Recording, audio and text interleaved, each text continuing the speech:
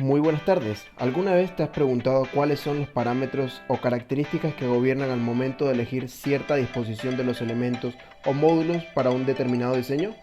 Pues hoy te venimos a hablar acerca de lo que es la estructura. La embarajo más despacio.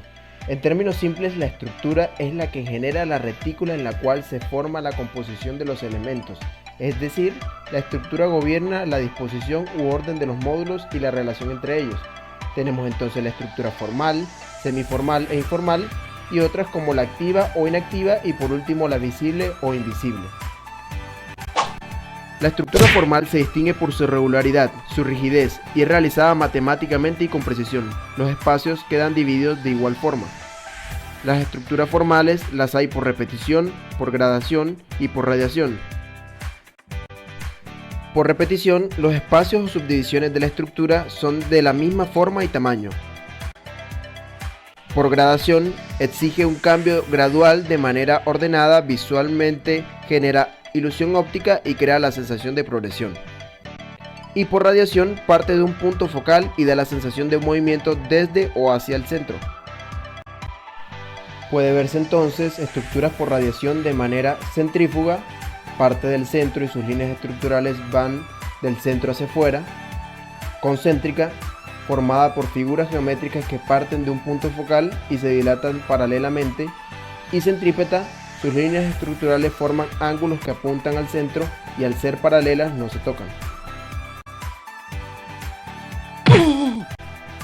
La estructura semiformal parte de un trazo regular con una ligera irregularidad. Sus espacios estructurales son similares y, a diferencia del anterior, no posee rigidez y sugiere movimiento. Parte de la continuidad con ritmos ligeramente cambiantes. Dentro de la estructura semiformal podemos encontrar la anomalía, que es precisamente la presencia de la irregularidad, una pequeña interrupción en la visual general. Por otra parte, la estructura informal es completamente irregular. Normalmente no tiene líneas estructurales, es construida de forma libre y sugiere movimiento. Dentro de las estructuras formales encontramos la estructura por contraste, donde los módulos rara vez son repetitivos tanto en figura como en tamaño, y por concentración, que combina el uso de la estructura formal al momento de decidir la distribución de los módulos, mas sin embargo estos son organizados libremente.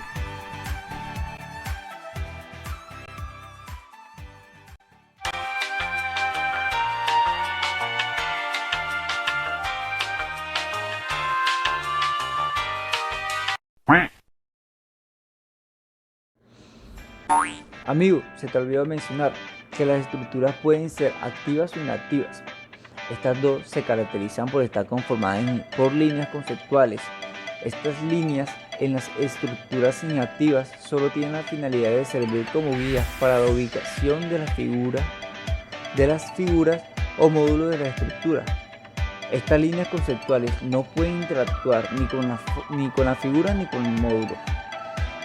En cambio, en las estructuras activas, estas líneas sí interactúan con las figuras o módulos de las estructuras, manipulando las líneas y el espaciado de la figura, creando marcos que pueden cortar la figura o módulo de la estructura.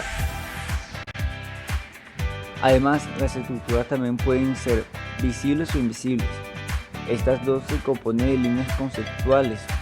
La mayoría de las estructuras, sean formales, semiformales o informales, son visibles. Esto no significa que las estructuras invisibles no se vean, sino que en las estructuras invisibles, las líneas estructurales conceptuales con las que están compuestas no son visibles al ojo, mas sin embargo estas sí se encuentran presentes. En cambio, en las estructuras visibles, como su propio nombre nos dice, estas líneas sí son visibles, ya que estas líneas cuentan con una anchura delgada o prominente. Además, estas pueden interactuar con los módulos y espaciado de las estructuras.